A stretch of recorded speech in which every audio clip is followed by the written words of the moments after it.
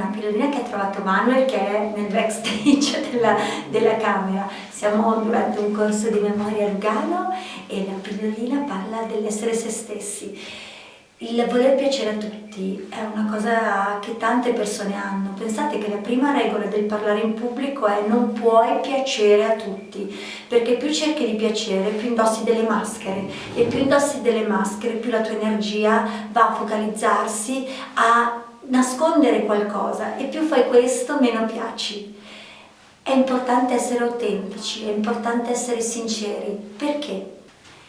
Perché le persone cercano sempre di essere appropriate in ogni situazione, di essere sempre al meglio di ogni situazione e in ogni situazione, di cercare sempre di farsi vedere al 100%. In realtà non è umano essere al 100%, e il voler essere sempre appropriati porta comunque a mettere, come si diceva prima, delle maschere. Il voler essere appropriati ci porta a non essere se stessi.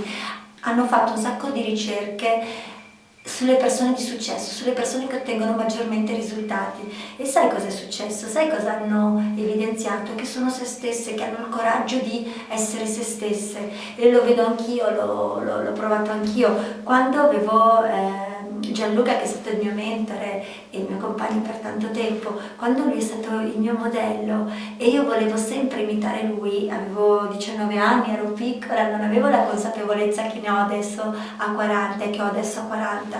Quando volevo imitare lui, che era bravissimo sul palco, era veramente incantava le folle, un carisma pazzesco, io non ero me, ero un fono ripetitore, ero vuota.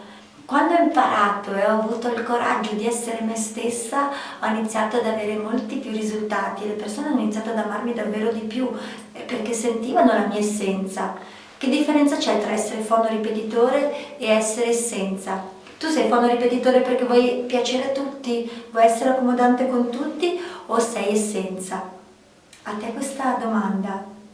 Perché sai cosa succede? Quando non siamo noi stessi creiamo dei filtri, dei muri, dei blocchi, e alla fine la cosa terribile è che diventiamo schiavi di questi filtri, di questi muri, di questi blocchi che abbiamo creato da soli. Anche perché prima o poi i muri che hai creato distruggeranno te stesso, perché ti faranno essere sempre una maschera.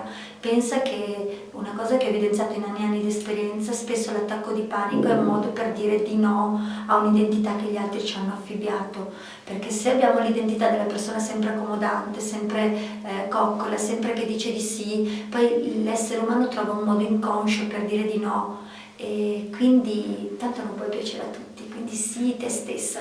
E ti lascio con la frase di Jim Morrison che diceva: preferisco essere odiato per ciò che sono che amato per le maschere che indosso.